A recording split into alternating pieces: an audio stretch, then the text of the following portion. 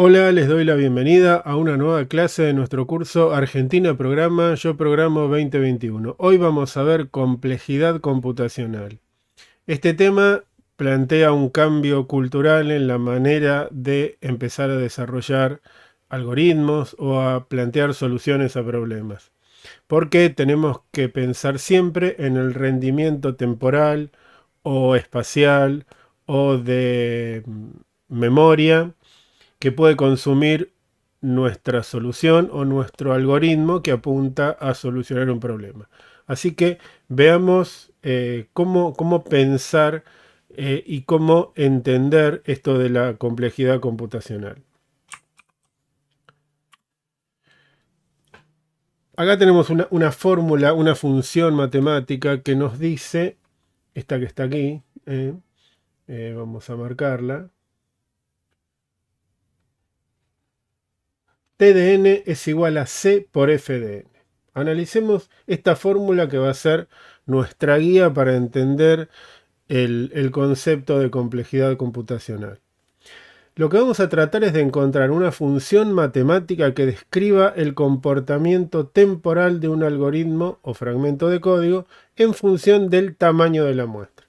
Por lo tanto, este parámetro n que tenemos aquí es el tamaño de la muestra. Tamaño de la muestra. ¿Qué será el tamaño de la muestra? Por ejemplo, nosotros vimos la clase pasada cómo buscar un elemento en un arreglo de tamaño, vimos tamaños pequeños, pero supongamos que queremos buscar un elemento en un arreglo de 100.000 elementos.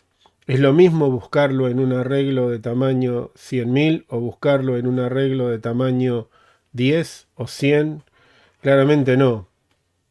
Por lo tanto, esa función matemática, por ejemplo, que represente a la búsqueda lineal, será una función seguramente lineal. Hay algo muy importante en esta fórmula que es esta constante. Esta constante va a tener que ver con el entorno. No es lo mismo estar ejecutando un algoritmo en una máquina de 16 bits o 64 bits o tener un procesador de 8 núcleos o de mucha frecuencia de reloj que sea capaz de ejecutar muchas instrucciones por segundo. También estamos trabajando en un entorno seguramente multitarea y habrá cosas que hacen que el rendimiento del algoritmo pueda modificarse. Todos esos aspectos externos a cómo se armó el algoritmo y que tienen que ver con el entorno de ejecución los vamos a englobar, a dejar dentro de esta constante de proporcionalidad. Por lo tanto, vamos a decir que el tiempo de respuesta de un algoritmo, Tn, T de tiempo, es una función, es igual a una constante de proporcionalidad multiplicada por una función que describa el comportamiento del algoritmo. Eso es lo que dice esta función, en esta fórmula. El tiempo de respuesta de un algoritmo en función de n es igual a c por esta función que es la que debemos encontrar. Entonces dice, se trata de encontrar una función matemática que describa el comportamiento temporal de un algoritmo o fragmento de código en función del tamaño de la muestra. Encontrar esa función matemática será cuestión de analizar el código. Obviamente tenemos que aprender a analizar código y descubrir cuál es la función matemática que lo representa.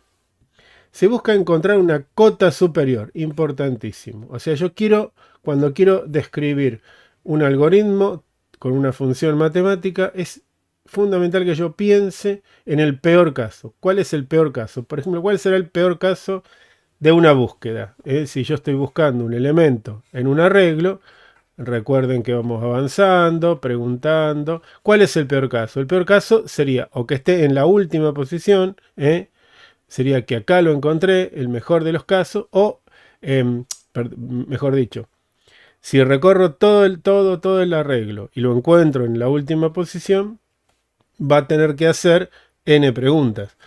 Y si no, tampoco lo encontró, también es un peor caso. Es el peor caso porque tuvo que recorrer el arreglo por completo y no encontró, por lo menos puede responder que el elemento no está en el arreglo. O sea, no me sirve, no tengo que analizar la búsqueda lineal suponiendo que lo voy a encontrar en la primera posición, que voy a cantar éxito en la primera o en la posición del medio. Yo tengo que analizar el algoritmo, por ejemplo, búsqueda secuencial, pensando que voy a recorrer todo el arreglo. Ese sería el peor caso si pensamos en la búsqueda lineal. Bueno, y como les dije recién, C es una constante que representa el entorno de ejecución. Ya vamos a ver con más ejemplos cómo se puede ir refinando todos estos conceptos. Aquí tenemos un resumen bastante simplificado de algunas funciones y esto que aparece ahora, que es la función O. O grande. La función O grande O es como si fuera una familia de funciones matemáticas que representan al comportamiento de ese algoritmo. Aquí tenemos la mejor de todas, que es O1. O1 la tenemos acá, se llama, esto es constante. Tienen comportamiento constante, o sea, no importa el tamaño de la muestra, siempre tarda lo mismo el algoritmo. No importa si yo tengo un elemento o 1.000.000 de elementos, el comportamiento es constante, tarda siempre lo mismo. Hablamos de este tipo de funciones, o de, mejor dicho, de algoritmos o de operaciones dentro de estructuras, cuando hablamos, por ejemplo, de apilar. Y hablamos y dijimos que tenía que ser exactamente igual en costo-tiempo, apilar sobre una pila que esté vacía o apilar sobre una pila que tenga 1.000.000 de elementos. Lo mismo para las colas. Acolar un elemento en una cola que tenga muchísimos elementos tiene que ser O1, tiene que ser constante, no tiene que consumir tiempo. O sea, no hay que recorrer la fila para encontrar dónde me paro. Directamente hay que acolar al final de la cola. Esas son operaciones típicas O1, por ejemplo. Entonces vamos a anotarla aquí, vamos a poner más finito, por ejemplo, apilar, desapilar, acolar, desacolar. Por ejemplo, por decir algunas solamente. Estas deben ser O1. Incluso yo les dije cuando hablamos de pilas y colas que estos métodos deben tener complejidad O1. Si no tienen complejidad O1, eso no es una pila, en todo caso será una pila muy mal implementada. O una cola, ¿no? Lo mismo para cola. Estas 4 operaciones de las estructuras pila y cola tienen que tener complejidad O1. Dejemos la logarítmica por ahora y vemos la lineal. Esta, la lineal. Esto es una función lineal, o sea, una recta. ON. Claramente el ejemplo es la búsqueda secuencial. La búsqueda secuencial. Como pudimos ver recién, si yo quiero recorrer un arreglo, tenemos que recorrer cada una de las posiciones, como hablamos recién. Por lo tanto, si pensamos en el peor de los casos, ¿cuántas preguntas voy a hacer referidas a está acá, lo encontré? A lo sumo, yo voy a hacer n preguntas. N veces voy a preguntar. Por lo tanto, si duplico el tamaño del arreglo o de la muestra, ¿cuántas preguntas voy a hacer? Voy a hacer el doble. Por lo tanto, es una función lineal. Es una función de proporcionalidad directa, es una función lineal. Si achico el arreglo a la mitad, voy a tardar la mitad de tiempo. Si lo triplico, voy a tardar el triple de tiempo. Pero esas son funciones lineales y son algoritmos que representan, o sea, que se pueden representar con una función lineal. O sea, O de n, en lenguaje de la notación O grande. Entonces tenemos O1 para las funciones constantes, ON para las lineales. Aquí aparece, bueno, y vamos a hablar ahora de lo que son las logarítmicas. ¿Hemos visto algún ejemplo de logarítmica? Hagámoslo, por ejemplo, en rojo. Si partimos al medio, por ejemplo, cuando hicimos la búsqueda binaria, partíamos al medio, preguntábamos si estaba acá, partíamos al medio, preguntábamos si estaba acá, partíamos al medio, por ejemplo, si siempre es menor, ¿no? Preguntamos si está acá y supongamos que acá tengo éxito y este tenía, no sé, 8, si este tenía 8 elementos, en 3 pasos yo lo voy a encontrar. ¿Qué pasa si tuviera en vez de 8, 16 elementos? ¿En cuántos pasos lo voy a encontrar? Y lo voy a encontrar en 4, porque seguramente la segunda parte me dé acá. Entonces yo voy a hacer solamente una división más. ¿Y qué pasa si fuera 32? Y bueno, una más. Entonces, para 32 a lo sumo haré 5 divisiones hasta encontrarlo. Para 16 a lo sumo haré 4. Para 8 voy a hacer 3. 5, 4 y 3 son logaritmo en base 2 del tamaño de la muestra. Por lo tanto, la búsqueda binaria tiene un comportamiento logarítmico. Entonces, el tiempo de respuesta de una búsqueda binaria es O de log n. O sea, es un ejemplo, un buen ejemplo de lo que es una función logarítmica, mejor dicho, de un algoritmo que tiene comportamiento logarítmico. Entonces, yo voy a hacer divisiones hasta encontrar, voy a partir la muestra por la mitad, siempre por la mitad, siempre por la mitad, hasta encontrar el elemento buscado o no encontrarlo porque los índices no cumplen la condición de ser menor el inicio que el final. En ese caso me va a decir que no lo encontré, pero de todas formas nunca va a ser más que esto. Por lo tanto, acá tenemos en la búsqueda binaria, tenemos un ejemplo de un algoritmo logarítmico. Después vienen los algoritmos que son polinómicos, que se representan con una función que tiene comportamiento n cuadrado, o n cubo, o n a la n. Todos estos son parábolas y funcionan bien para pocos elementos. Una cosita más respecto a los logarítmicos. Fíjense que al principio puede crecer mucho, pero después, a medida que la muestra, que el tamaño de la muestra aumenta, se comporta prácticamente constante, porque, por ejemplo, si tuviéramos una búsqueda binaria sobre 1.000.000 de elementos, solamente va a ser 20 preguntas. Así de bueno es. Porque 20 es el logaritmo en base 2 de 1.000.000 aproximadamente, ¿no?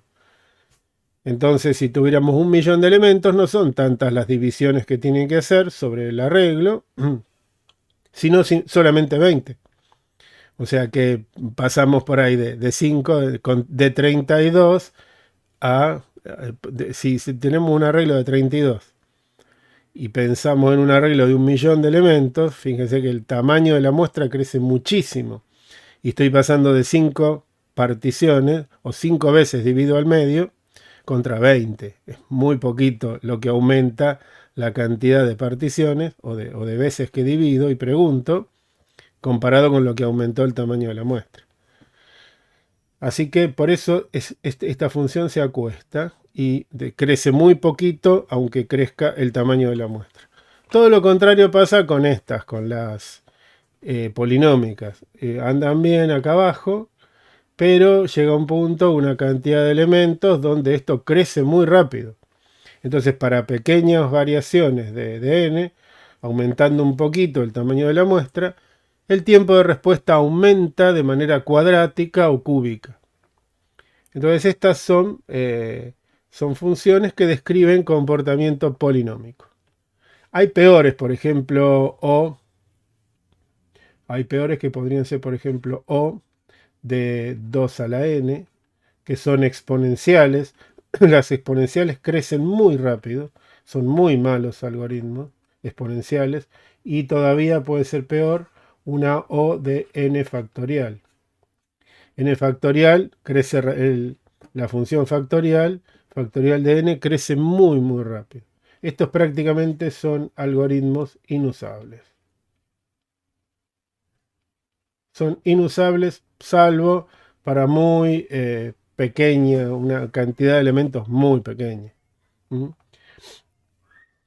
Así que por lo tanto, más que algoritmos polinómicos, no es deseable tener en ninguna aplicación. Está bueno. Hay otra mezcla de las dos que vamos a ver, que seguramente aparezca, que anda por acá al medio, que no está en este gráfico, que sería la nlog n. Los algoritmos, por ejemplo, Quicksort, el algoritmo de Quicksort o el algoritmo de Merge son nlog n. Son de este estilo los que usa Java para lo collection.sort o arrays.sort. Son algoritmos nlog n. Por eso son rápidos. O sea, no es fácil y no siempre se puede transformar cualquier fragmento de código en un algoritmo logarítmico o constante o lineal, que también es bastante bueno. Uno trata de mejorar los algoritmos hasta donde se puede. Bueno, me di cuenta por no mirar el monitor de lo que estoy hablando, que les tapé todas las funciones O1 constante. Así que acá están, volvamos a hablarlo. Las funciones constantes, algoritmos que resultan tener un comportamiento constante, que decimos O de 1, son apilar, desapilar, acolar y desencolar en las operaciones de pila y cola. Son ejemplos típicos de O1, de funciones constantes. También son O1, por ejemplo, una asignación, x igual a x más 1. Esto es una asignación o un x más, pero esto no hay un tamaño de la muestra involucrado en este tipo de operaciones. Lo interesante es analizar el comportamiento de un algoritmo que reacciona en función del tamaño de la muestra. En las pilas y colas hay muchos elementos que ya pueden estar.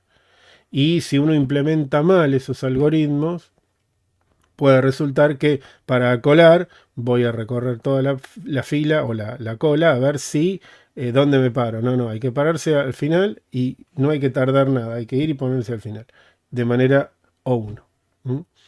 Así que bien, ahí está. Repasado esto. Entonces, de lo mejor que tenemos y que usamos, que hemos disfrutado, son los nlog n. Los nlog n son los algoritmos de, por ejemplo, de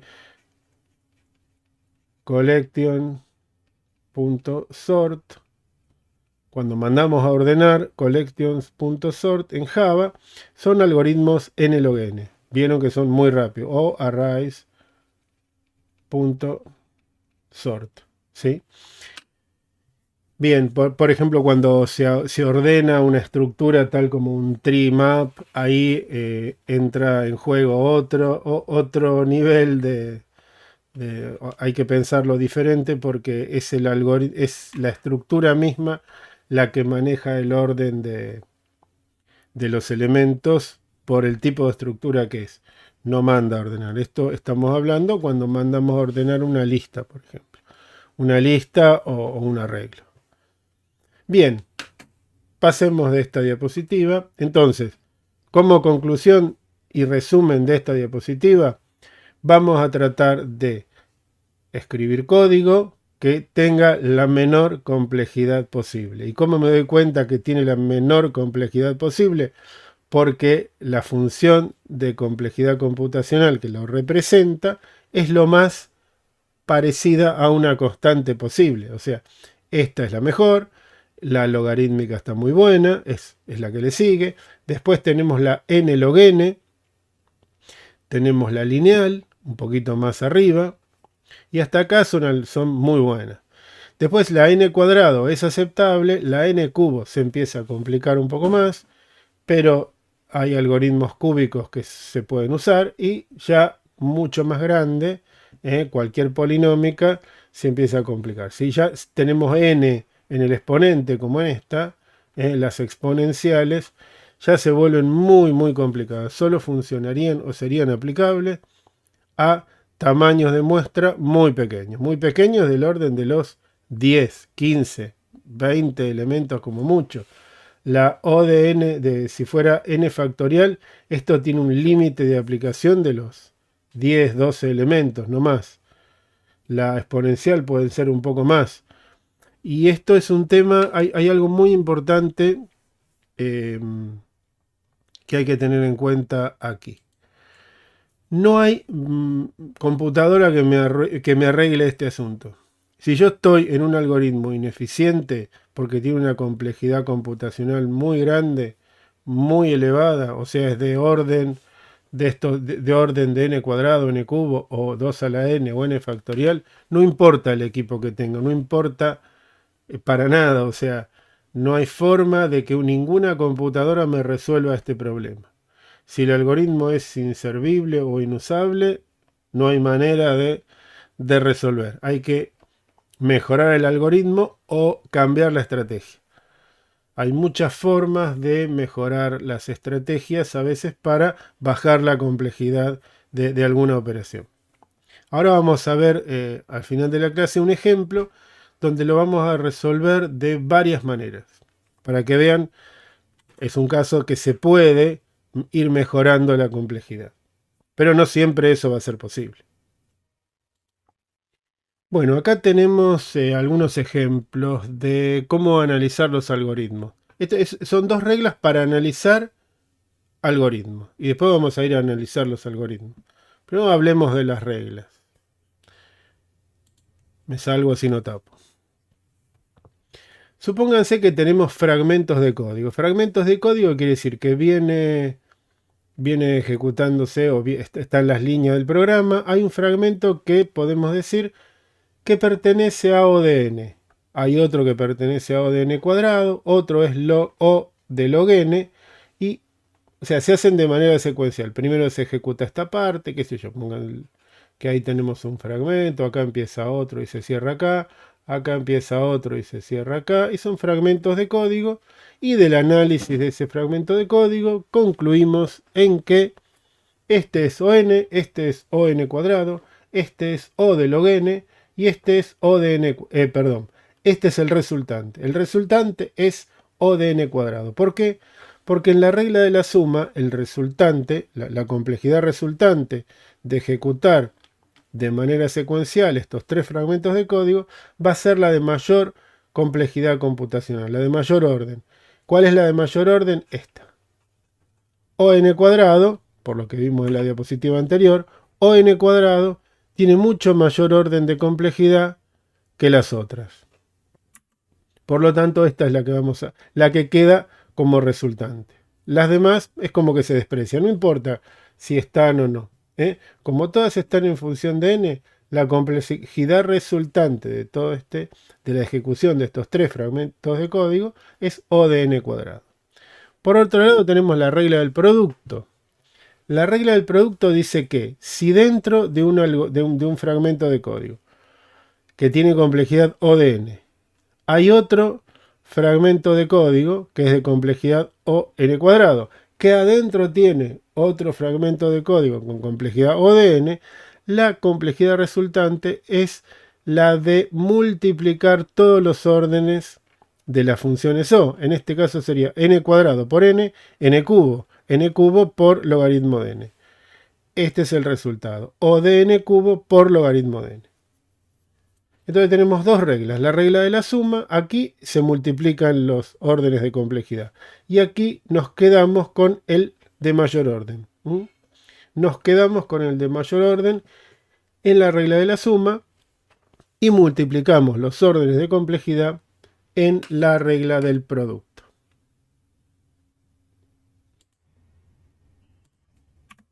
Bueno, ahora sí, acá tengo lugar. Bueno, analicemos esto que tenemos adelante. Ahora sí vamos a analizar por qué O de n, por qué O de n cuadrado, etc. Tenemos este fragmento de código, o sea, el fragmento de código lo vamos a analizar desde acá hasta acá. ¿Sí? Así, todas estas líneas de código. Fíjense que acá tenemos un ciclo for. Un ciclo for que va desde i igual a 0 y menor que n. Y lo que hace es sum más más. ¿Cuántas veces se hace sum más más? Se hace n veces. Por lo tanto, este fragmento que está acá es O de n. Después viene otro fragmento de código que es otro for. Desde j igual a 0 a j menor que n. Entonces este se hace ¿cuántas veces? Este fragmento de código también se hace n veces. O sea, el sum más, que es la operación de acá adentro, se ejecuta n veces. Por lo tanto, otra vez tenemos 1 de n. Como viene uno a continuación del otro, por regla de la suma, vamos a concluir que, como resultado de la ejecución de esto, ustedes me dirían que es O de 2n. Pero nunca se ponen constantes en las funciones O. Así que nunca vamos a hacer esto. Esto es O de n. Porque por la regla de la suma nos quedamos con la peor de todas. La peor de todas son las dos iguales, es cualquiera de las dos. O sea, esto es O de n. O de n es lo mismo que O de 2n o de 5n. No se ponen las constantes. Lo que nos importa es el comportamiento. Y este tiene comportamiento lineal. Entonces aquí hemos aplicado la regla de la suma y un for, después otro for, es O de n. A ver aquí. Aquí tenemos uno donde tenemos un ciclo for dentro de otro. Esto me hace acordar a esto que está acá. Tengo un ciclo for dentro de otro ciclo for. Entonces, ¿cuántas veces? Pero, ¿qué tenemos acá?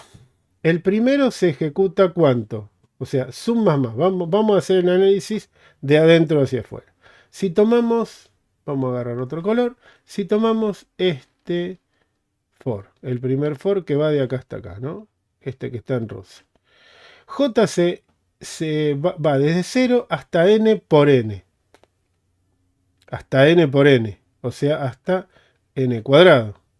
Y sum más es lo que se ejecuta dentro. ¿Cuántas veces se va a ejecutar sum más? N cuadrado veces. Por lo tanto, este fragmento que está en rosa pertenece a O de n cuadrado. Pero ¿qué pasa? Todo esto se está ejecutando adentro de un for que va de 1 hasta n. O sea, ¿cuántas veces se ejecuta esto? Se ejecuta n veces. O sea, por cada i voy a hacer n cuadrado sum más. Incremento i, otra vez n cuadrado sum más. Por lo tanto, n cuadrado por n, todo es O de n cubo. Todo va a ser O de n cubo. Se multiplican los órdenes de complejidad. El for de afuera es O de n, vamos a ponerlo así, O de n.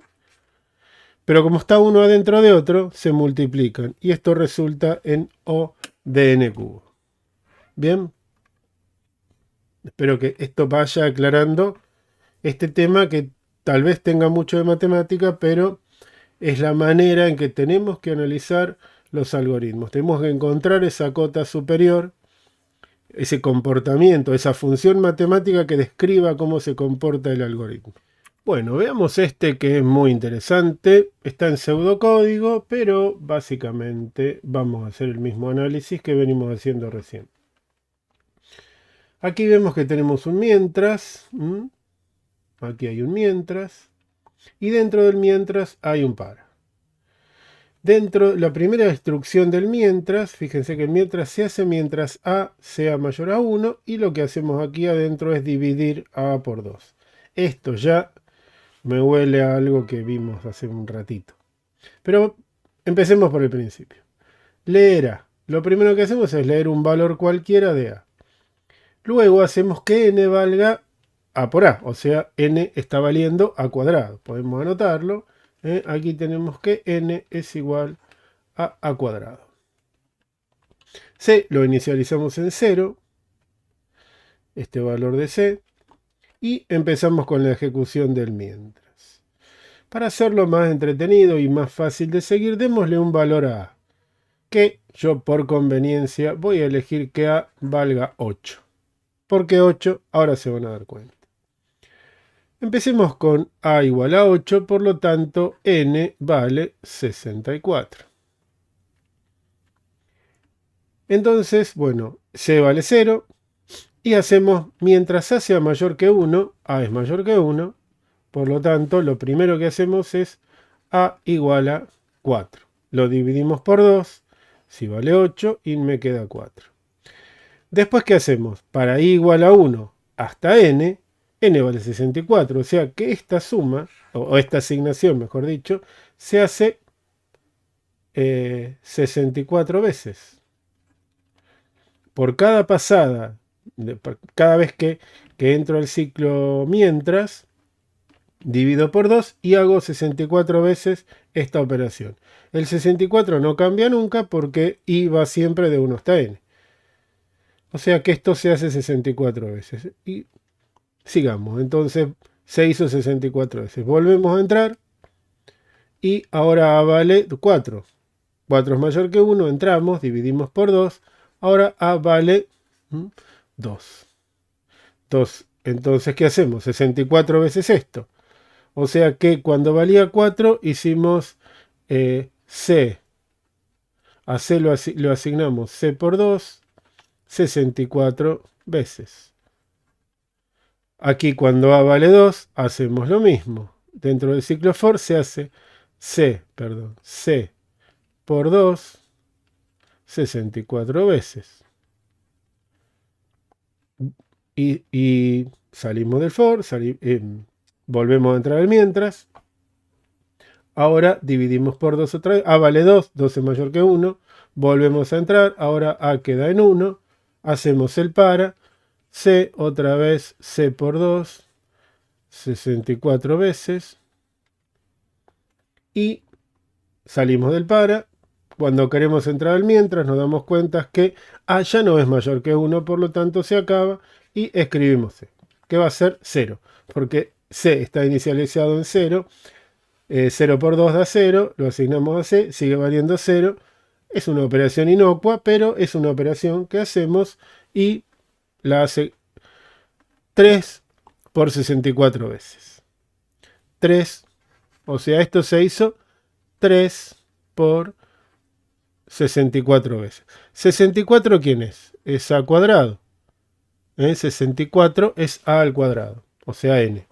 Pero como leemos a, vamos a expresar la O de todo este fragmento de código. El fragmento de código estamos analizando desde acá hasta acá.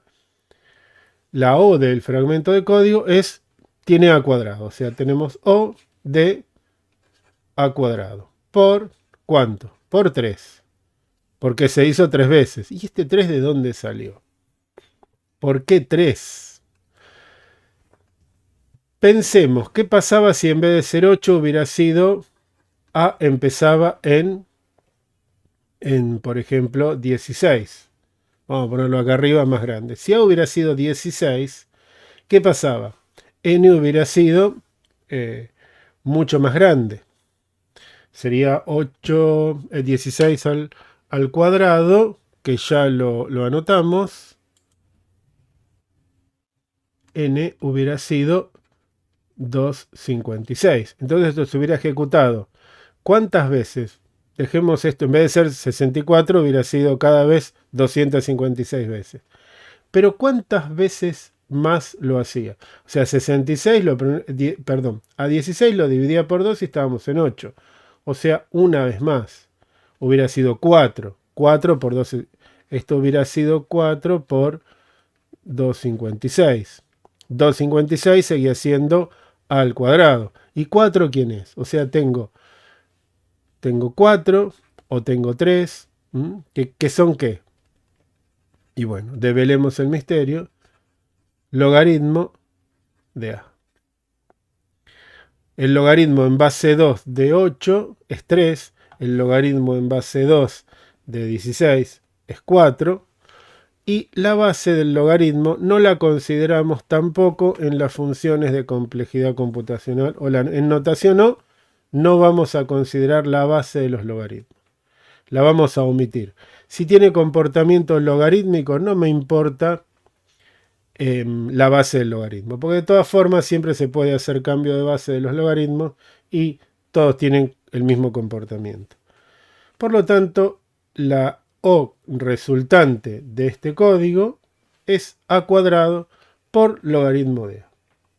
Fíjense que al dividir por 2, esto es parecido a lo que hacíamos, es parecido a la búsqueda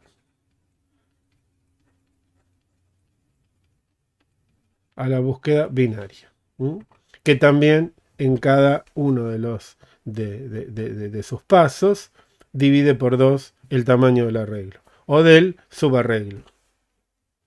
Bueno, bien, acá tenemos resuelto entonces este fragmento de código que ya es un poquito más complejo. Bueno, y aquí, ¿con qué seguimos? Vamos a seguir con un problema. Vamos a seguir con un problema. Me voy a salir para no tapar.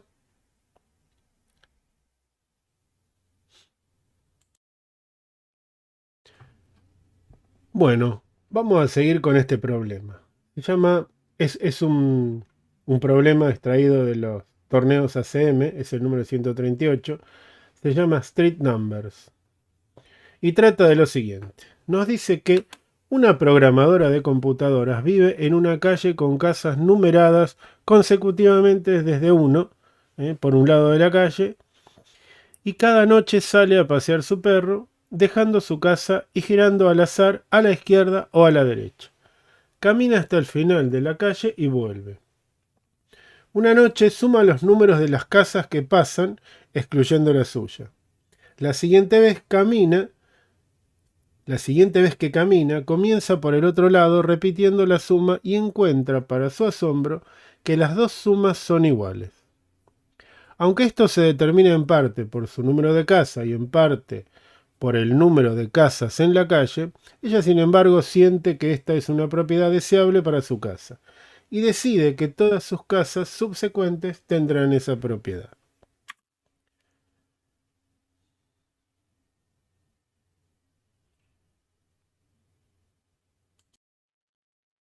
Nuestra misión será, por lo tanto, escribir un programa para encontrar los pares de números que satisfagan esta condición. Para comenzar su lista, los primeros pares son número de casa y último número. ¿Qué es lo que nos dice esto? Por ejemplo, tomemos el primero de todos los casos, que sería 6 y 8. 6 y 8, ¿qué es lo que me están indicando? 6 y 8 me indican lo siguiente. A ver, vamos a escribirlo. 6 y 8, por ejemplo. Quiere decir que los números de casa son 1, 2, 3, 4, 5, 6, 7 y 8.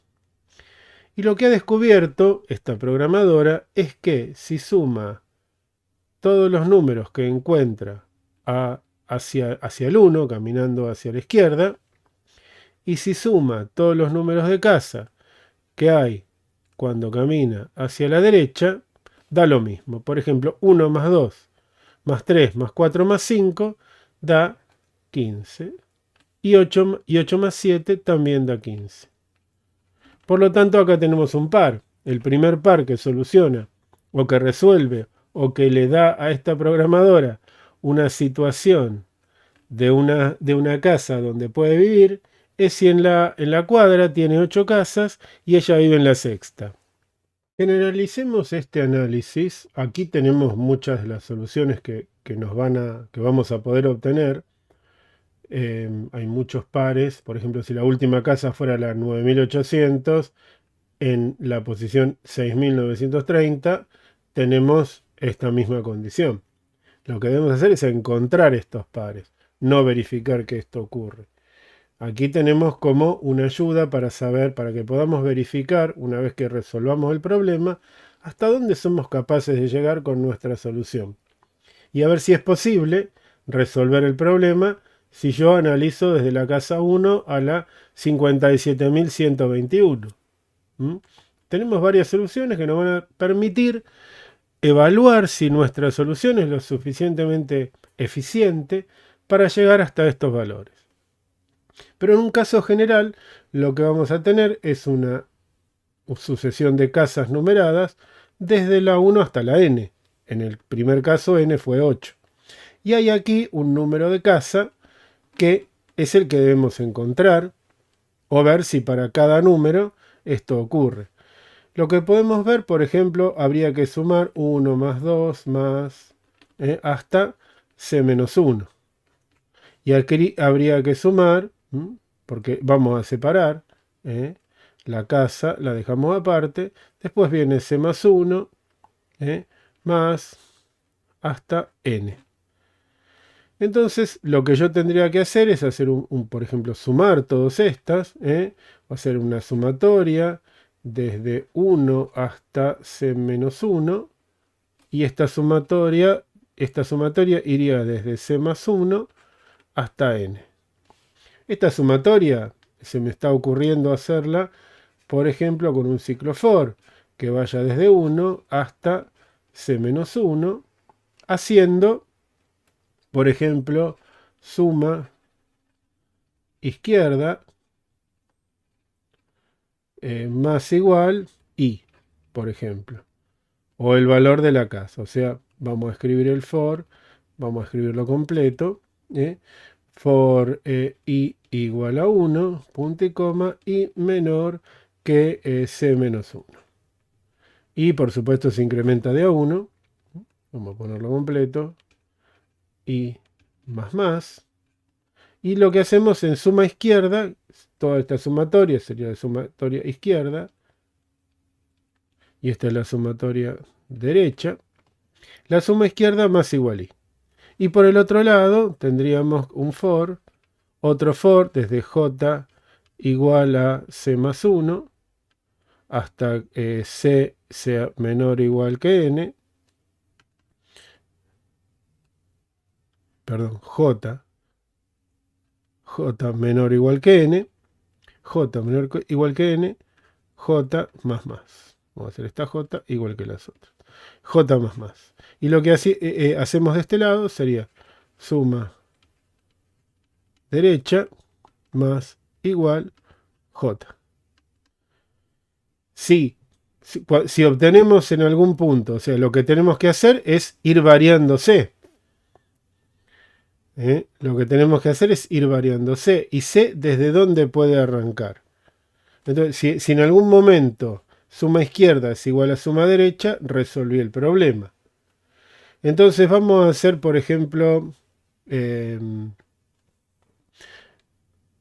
vemos aquí como primera observación? Si yo quiero trabajar con este problema, la menor cantidad que puedo tener como n es 3. Porque si yo tengo 1 y 2, no hay ninguna casa que cumpla esto. Es imposible. Desde 3 tenemos, podríamos comparar este como suma izquierda y este como suma derecha. No son iguales y avanzamos. Avanzamos a 4. En ese caso, siempre empezamos desde aquí. Comparo esto con esto. Si no es igual, avanzo al 3. Comparo lo que está en este lado con lo que está en este lado. Y así voy resolviendo. Voy tratando de encontrar, a ver en qué posición es igual.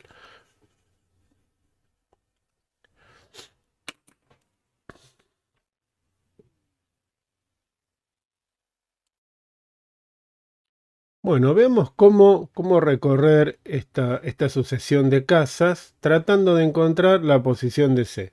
¿Cómo la haríamos? O sea, tenemos que recorrer entonces y empezar a preguntar. En 1 no se puede. Hay que empezar a preguntar, por ejemplo, en 2. A partir de esta posición tengo que preguntar si la suma a izquierda es igual a la suma a la derecha. Si no es igual, avanzaré. Y para cada posición, para cada valor, voy a preguntar si la suma izquierda es igual a la suma derecha, hasta que encuentre o no una posición donde sea igual la suma izquierda y la suma derecha. Por lo tanto, este valor de la casa tendré que empezar a preguntarlo desde 2 hasta n-1, hasta la anterior a n, porque si no me quedo sin nada para mirar a la derecha. O sea que hasta la posición n-1 yo voy a tener que recorrer la regla. O sea, voy a pararme en 2, voy a preguntar qué pasa a la izquierda, qué pasa a la derecha. Voy a seguir avanzando, tratando de encontrarlo, hasta la posición n-1, donde tal vez todos los anteriores sumen lo mismo que el que queda del otro lado. Esa sería la estrategia para resolver este problema. Así que vamos ahora sí a ir vamos a Eclipse, vamos a plantear esta solución y veamos si podemos resolver por lo menos el primero, que es 6, 8, o el segundo, que es 35, 49. Vayamos a ver qué pasa.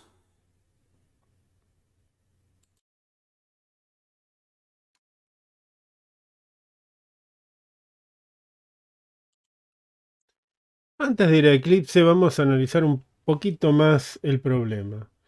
Si yo tuviera, por ejemplo, yo sé que en la cuadra hay solamente 3 casas, el problema se reduciría a ser 1, 2, 3. Yo lo único que puedo hacer es empezar en 2, preguntar suma izquierda va a ser igual a 1, suma derecha va a ser igual a 3, son diferentes, no hay nada que preguntar. Después avanzaría un poco más, 1, 2, 3, 4.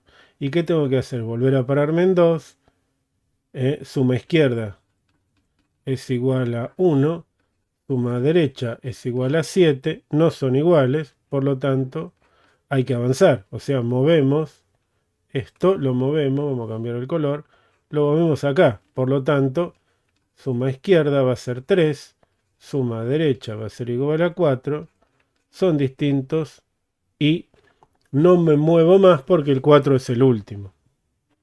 Entonces, ¿qué hacemos? Vamos a comparar ahora, por ejemplo, vamos a comparar si fuera 1, 2, 3, 4 y 5. Entonces, ¿qué tengo que hacer? Tengo que empezar a recorrer y voy a recorrer, por ejemplo, empezando por 2. Suma izquierda es igual a, en este caso, 1. Suma derecha va a ser igual a 3 más 4, 7 y 5, 12. Esto no va. Entonces nos movemos al 3. Suma izquierda es igual a 3. Suma derecha es igual a 9. No va tampoco. Son diferentes. Así que movemos a este. Y entonces tenemos que suma izquierda en ese caso vale 3 y 2 son 5 y 1 es 6. Que es diferente a la suma derecha que me va a dar 5. Por lo tanto, tampoco lo encontré. Y así es que voy a seguir. Por ejemplo, el siguiente paso sería, hagámoslo acá al costado, 1, 2, 3, 4, 5 y 6. Y entonces empezamos siempre por el 2. Este va a dar 1, va a dar 11. Claramente no es igual, ¿no? 5 y 6, 11, 15, 16, 17, 18. Movemos entonces el cursor a 3, 2 y 1 a 3. Y de este lado vamos a tener, esto era 18, aquí de este lado vamos a tener 4 y 5, 9 y 6, 15, no son iguales. Movemos el cursor al 4. Ahora comparamos de este lado y tenemos 3 y 2 son 5 y 1 6. Y de este lado 5 y 6, 11. Movemos el cursor una vez más. Y tenemos entonces de este lado 4 y 3, 7, 8, 9, 10. Y de este lado nos queda el 6. Todos son diferentes, no sirvió.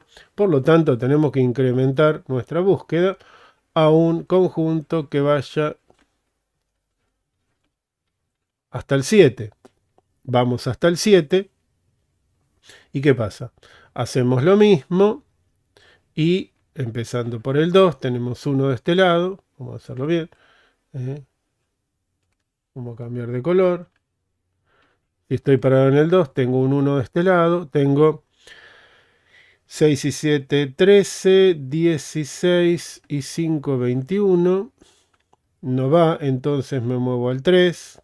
Tengo 2 y 1, 3. Y de este lado tengo 6 y 7, 13. 13 y 5, 18. No coinciden. Avanzo un poco más hasta el 5. De este lado voy a tener 3 y 3, 6. Y de este lado voy a tener 13. No me sirve. Me muevo al 6. Y me queda de este lado 5 y 3, 8, 9, 10, 11. Y de este lado 7. Por lo tanto, no lo encontré. Avanzo a un conjunto más. Un conjunto que tenga 1, 2, 3, 4, 5, 6, 7 y 8. Y vamos a empezar, como siempre, con el 2. De este lado tengo 1 como suma izquierda. Y de este lado voy a tener 8 y 7, 15. 15 y 6, 21, 26, 30, 33. No son iguales, entonces nos movemos hasta el 3.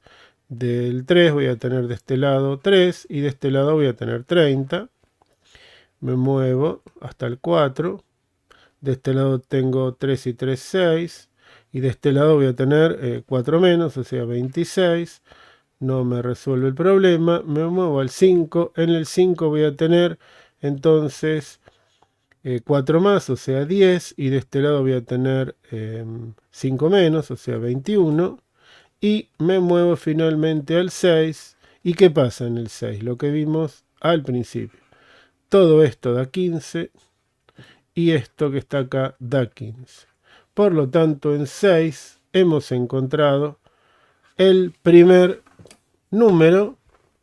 O sea que si la cuadra es de 8 casas, en el 6 tengo 15 de un lado y 15 del otro. Perdón, acá me faltó el 1. Acá. Y 15 de este lado. Ahí está.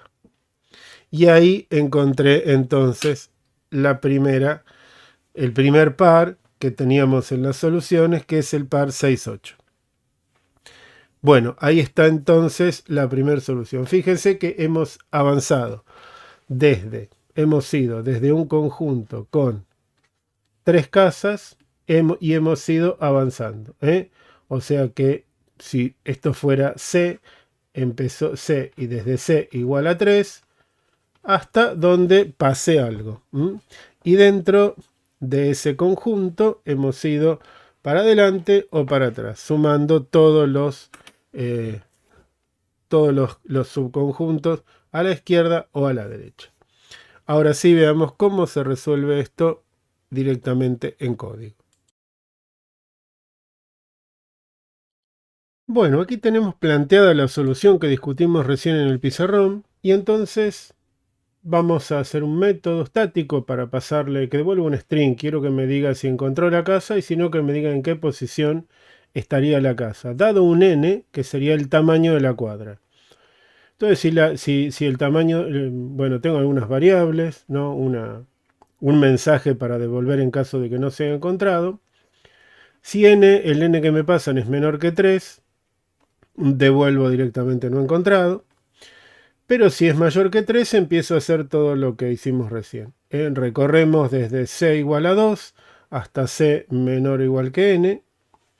Dentro de este for vamos a hacer vamos a pararnos desde la casa 2, como hicimos recién, hasta la anteúltima posición hasta la anteúltima casa de la cuadra. La suma izquierda la inicializamos en 0 y recorremos para el lado izquierdo, desde 1 hasta y menor que c, sumando los valores por izquierda.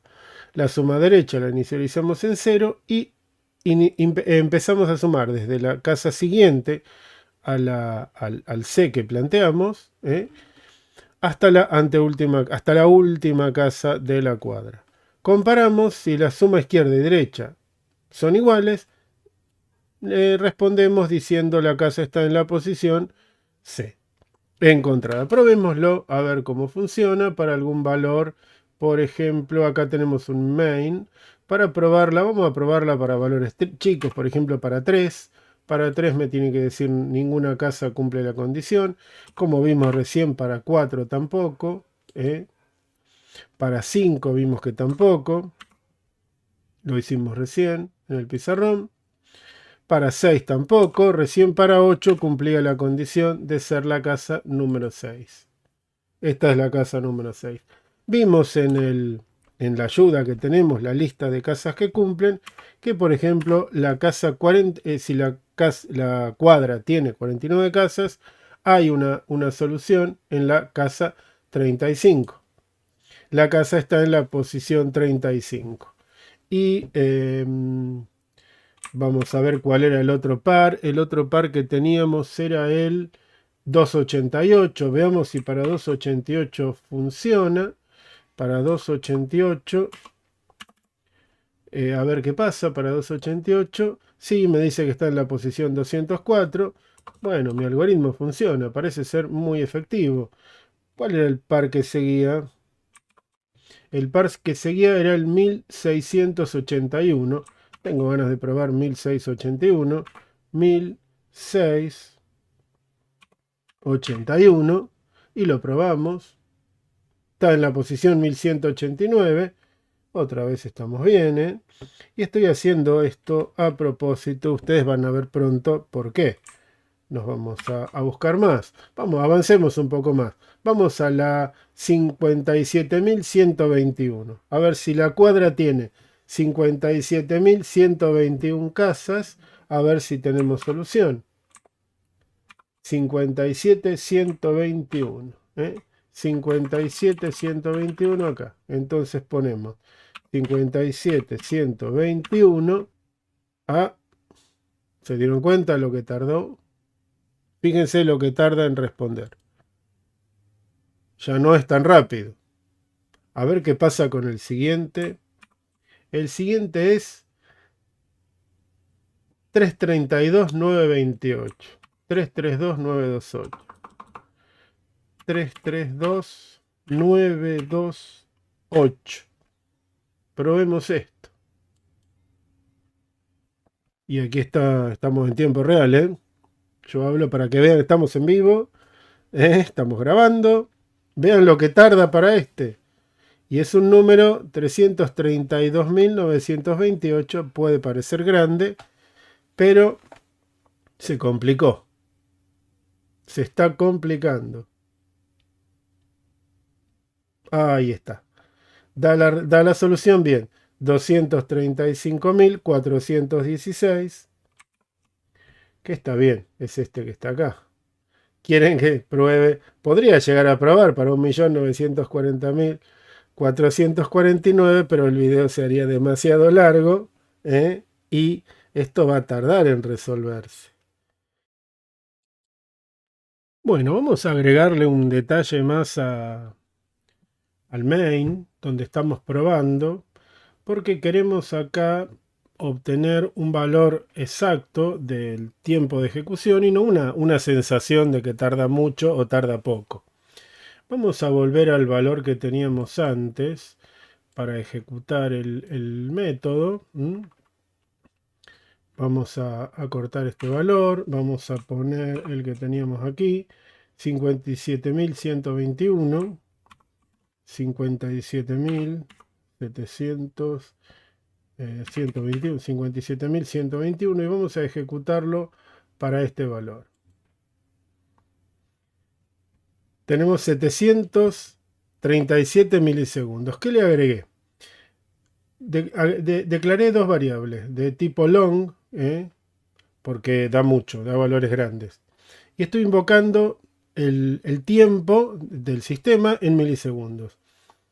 Esto me devuelve un valor en milisegundos que representa este instante de tiempo. O sea, un instante de tiempo antes de ejecutar encontrar casa. Vuelvo a tomar el tiempo luego de ejecutar encontrar casa. Hago la diferencia entre el fin y el inicio y lo muestro por pantalla. Ese valor que estoy mostrando acá está en la posición 40.391 y tardó 737 milisegundos.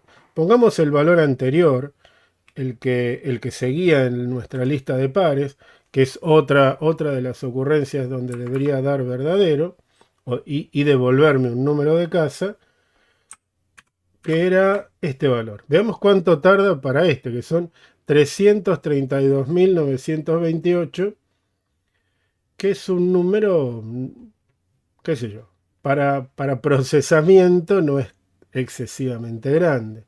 Cuando uno habla de análisis de algoritmos, uno no puede usar adjetivos como muy grande, muy chico. Uno tiene que fijar parámetros.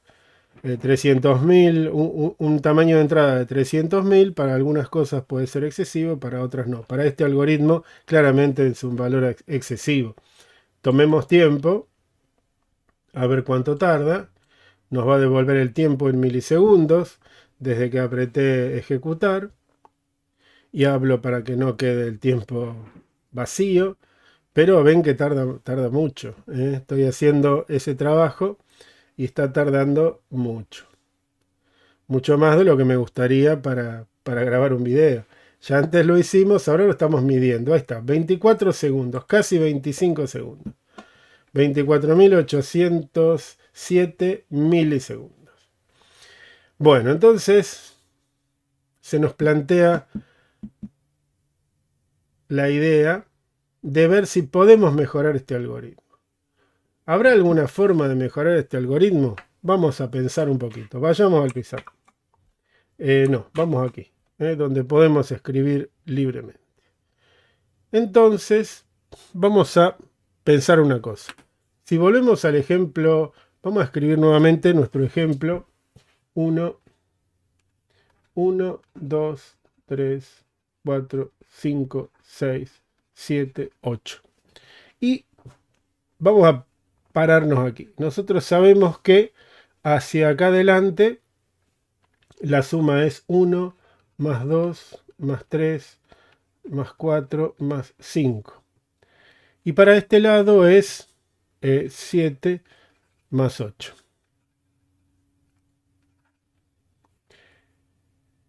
A ver, vamos a sacar de la galera un pase mágico y vamos a escribir acá abajo esto. O sea, lo mismo que lo que está arriba, pero al revés. Y lo sumamos. 6, 6, 6, 6, 6. O sea, da... ¿Cuántos términos tengo? Tengo 5. 1, 2, 3, 4, 5 términos. Y esto da todo a 6. Por lo tanto, tengo... ¿Cuántas veces 6? Tengo 5 veces 6. O sea, esto es 5 por 6. Yo estoy sumando para la casa, cuando estoy en la casa C, que en mi ciclo era I o C. Esta es la casa C, cuando 6 es la casa, y esto es la casa menos 1, es el anterior.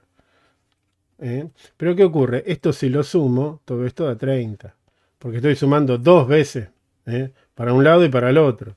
Por lo tanto, el resultado de cada una de estas es 30 dividido 2. O sea que esto dividido 2, C por C menos 1 dividido 2, es el resultado de sumar los números que están antes de la casa. Bien, ¿cómo sumo los números que están hasta la casa inclusive? Bueno, ¿esto quién es? Este es n. En nuestro ejercicio, este es n, que es la última casa. Entonces estoy sumando 1 más 2 más 3 más 4 más 5 más 6 más 7 más 8. Que si hacemos el mismo truco, esperen que me salgo porque estoy tapando. 8 más 7 más 6 más 5 más 4 más 3 más 2 más 1. Y todo esto da 9, 9, 9, 9, 9, 9, 9, 9. Por lo tanto, la suma de todos los números hasta n va a ser n más 1, 9, por n sobre 2. Esa es la suma de todos. Pero ¿qué le tengo que restar a todo esto? La suma de hasta 6. La suma hasta 6, que sería lo mismo que esto en uno más. O sea, esto le tengo que restar, entonces sería C por C más 1 sobre 2. Esto sería entonces la suma derecha, que son cuentas. Esta es la suma izquierda y esto es la suma derecha. Suma izquierda es esto, suma derecha es todo esto. Evidentemente yo no necesito iterar para obtener la suma izquierda y no necesito iterar para hacer la suma derecha. Puedo simplemente hacer alguna cuentita matemática. Estaba viendo si esto se puede simplificar un poco. Esto sería n cuadrado más n menos c cuadrado menos c, todo dividido 2, aunque me parece que queda más corto como está arriba. Así que bueno, vamos a pasar esto al código, a ver cómo queda y si resulta en algo un poco más eficiente. Bueno, aquí tenemos en este nuevo método, que es encontrar casa 2, le pasamos un número n. Hasta acá es igual que el otro. Cambia desde acá hasta acá. Fíjense que ahora suma izquierda es una cuenta, la cuenta que resolvimos recién en el pizarrón, y suma derecha es la misma cuenta, o sea, n por n más 1 menos c por c más 1 dividido 2, que es lo que acabamos de descubrir recién. Bueno, preguntamos si las sumas son iguales, devuelve lo mismo. O sea, lo que cambia es este ciclo for. Que ahora se hace ¿cuántas veces? Suma izquierda es una cuenta. Esto tiene O1. Esto vale O1. Esto que está aquí vale O1. O1. Porque es una cuenta. Una cuenta tiene complejidad O1. Y esta es otra cuenta que vale también O1. Esta también vale O de 1. O sea, son constantes. Y este ciclo for, ¿cuántas veces se hace? Este ciclo for se hace n veces. O sea, esto es O de n. Esto es O de n. Por lo tanto, si dentro del ciclo for tengo 2 o 1, la complejidad resultante de este ciclo for es O de n. Por lo tanto, este método es O de n. Este es O de n. Hagamos el mismo análisis con el método anterior. A ver por qué este tiene complejidad ON y el otro no. Nosotros tenemos aquí el mismo for. El for de afuera, este es O de n. O de n. Pero ¿qué ocurre? Acá adentro tenemos otro for que va desde i igual a 1 hasta i menor que c. Y c puede ser cualquier valor entre 1 y n. Por lo tanto, también, esto tiene complejidad O de n. Esto va a ser ON. O de n. Y suma derecha, este otro for que está dentro del principal, este for también es O de n. Este es O de n.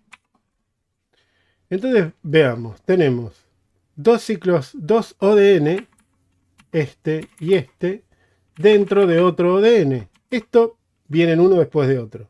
O sea, se ejecuta la suma izquierda, después se ejecuta el for de la suma derecha. A continuación, por la regla de la suma, O de n más O de n es O de n.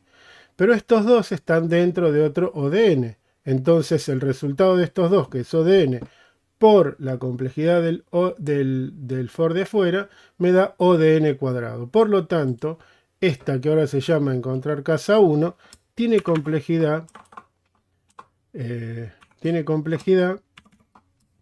O de n, a ver si sale, al cuadrado. O de n cuadrado.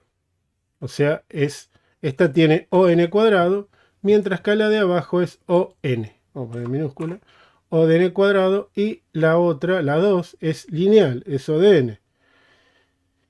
Como vimos en el gráfico, O de n es mejor que O de n cuadrado. Veamos si en la realidad esto es verdad. Veamos si en la realidad esto es cierto. Vamos a probar con lo mismo que teníamos recién. Y va a tardar mucho. Para que no tarde tanto, vamos a comentar la 1. En la 1 no vamos a hacer nada. O sea, vamos a volver a tomar tiempo. Voy a comentar todo el tiempo de la... pero no puedo... No, pues están declaradas las variables. Vamos a comentar simplemente acá. Entonces no voy a ejecutar con el método 1, sino con la versión 2, que es lineal. Y fíjense, tarda 6 milisegundos contra 24 segundos que tardaba el otro. Por lo tanto, si yo quisiera seguir probando con el otro, con este, 1.940.449, Vamos a probar con este, a ver si funciona. 1.940.449.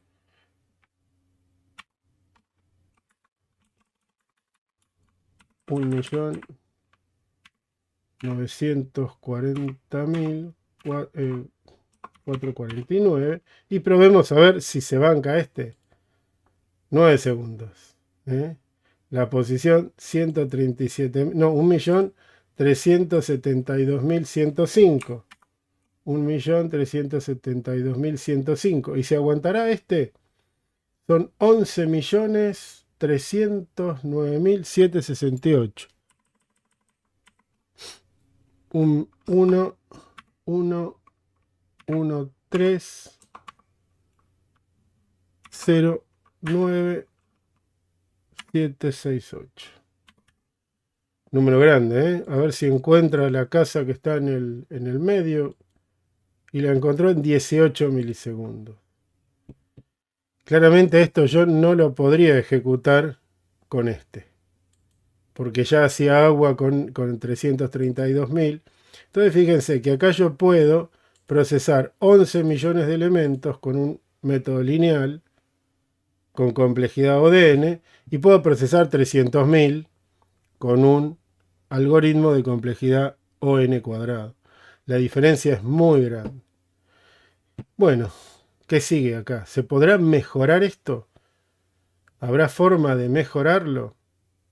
Y a ver, pensemos. Volvamos al pizarrón. A ver. Entonces, veamos un poquito cómo quedó suma derecha y cómo quedó suma izquierda. Hay cosas en común. Vamos a...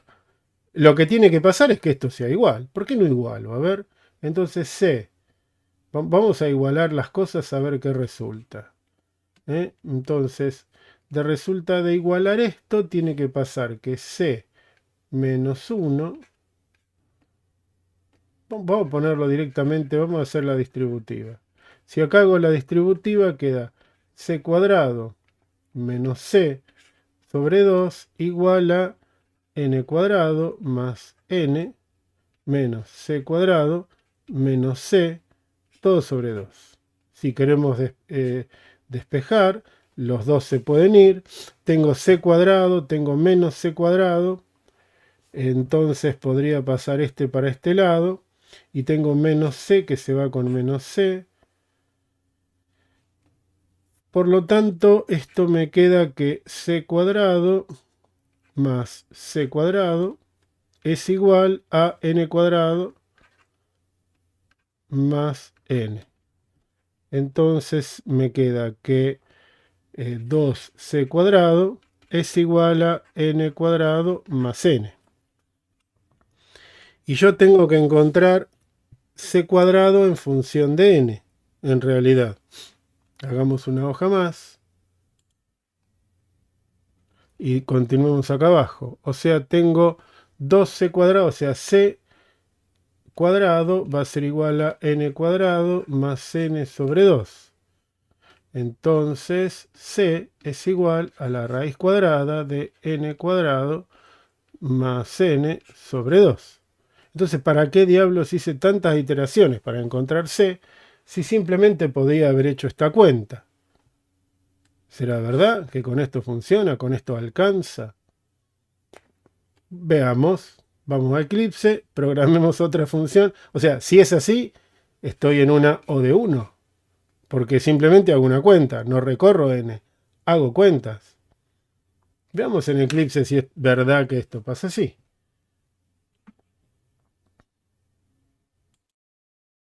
Bueno, aquí lo tenemos. Encontrar casa constante. Ya le cambié los nombres. Le puse constante porque este va a tener complejidad computacional constante o de 1. Este va a ser O de 1. Vamos a anotarlo, así les queda. Este es O de 1. Es constante. Primero pregunta si es menor que 3, devuelve no encontrado, todo esto es igual. Después calcula el valor de C. Acá tenemos el valor de C, es la raíz cuadrada de n al cuadrado más n sobre 2, que es lo que acabamos de descubrir recién haciendo un poquito de juego de matemática. ¿Mm? N al cuadrado más n dividido 2, que es lo que acabamos de hacer recién.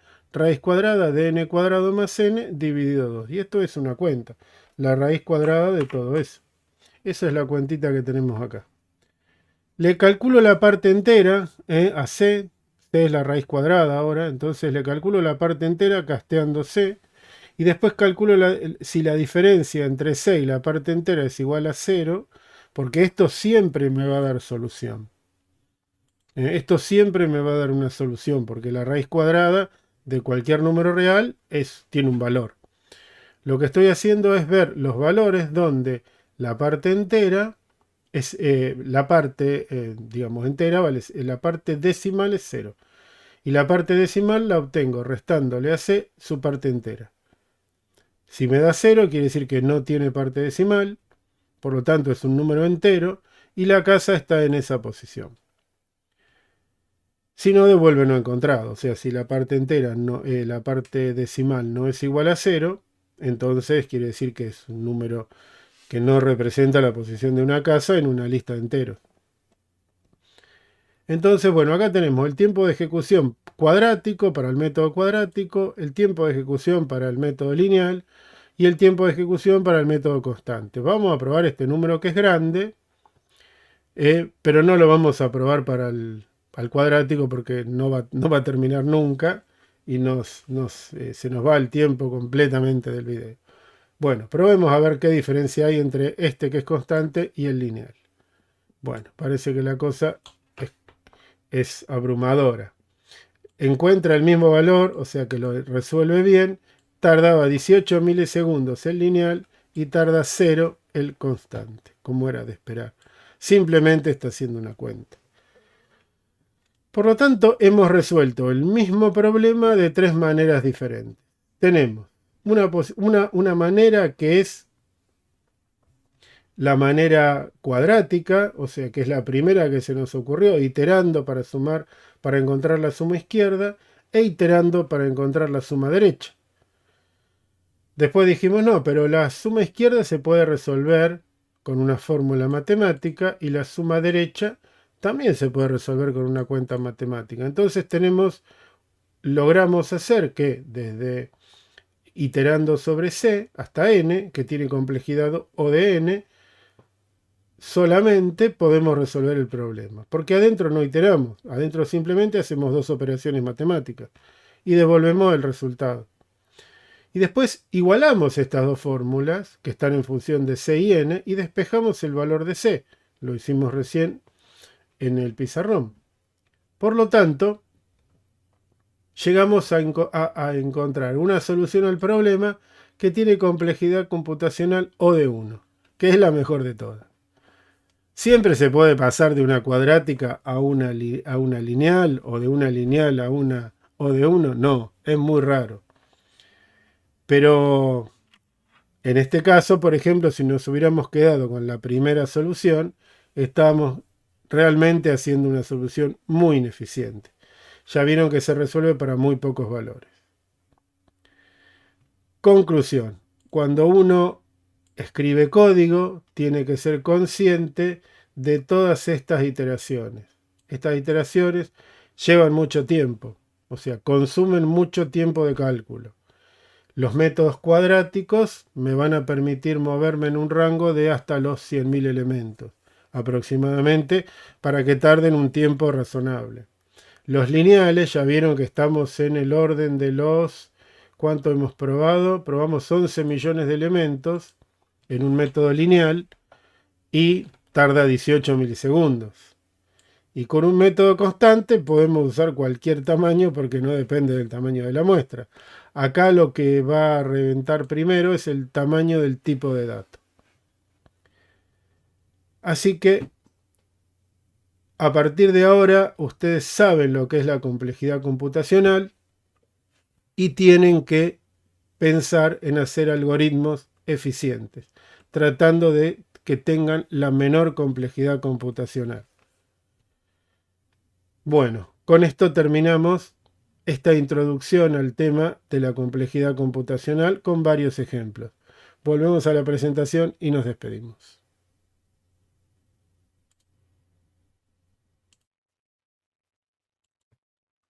Bueno, hasta hoy no sabían nada de esto de rendimiento de algoritmos, eficiencia temporal. También está la eficiencia que tiene que ver con el consumo de espacio en memoria o en disco. Nunca hay que tener en los algoritmos o medir eficiencia de algoritmos cuando uno está tratando de acceder a discos, a dispositivos de entrada-salida, porque esos tiempos son muchísimo más costosos que el procesamiento interno sobre memoria principal. Por lo tanto, las operaciones de entrada y salida siempre se dejan afuera de la medición del tiempo de respuesta de un algoritmo. O sea que ahora que saben que existe esto de la función no, de la notación no, para meter o para poner un algoritmo dentro de un conjunto de algoritmos de complejidad lineal, cuadrática, constante, logarítmica o n log n. Los n log n no los vamos a ver, pero ese comportamiento es el que tienen los algoritmos propios de las collections, sobre todo los de ordenamiento. Así que bueno, ahora que saben lo que es la complejidad computacional, no tienen más remedio que pensar en ella cada vez que ideen soluciones para algún problema. La solución al problema tiene que ser efectiva, o sea, tiene que hacer lo esperado, debe resolver el problema y además tiene que ser eficiente. Lo tiene que hacer con el menor consumo de recursos, fundamentalmente el recurso tiempo. Bueno, ha sido todo por hoy. Nos vemos en la próxima, y que es donde vamos a analizar algoritmos de ordenamiento. Nos vemos pronto. Chau.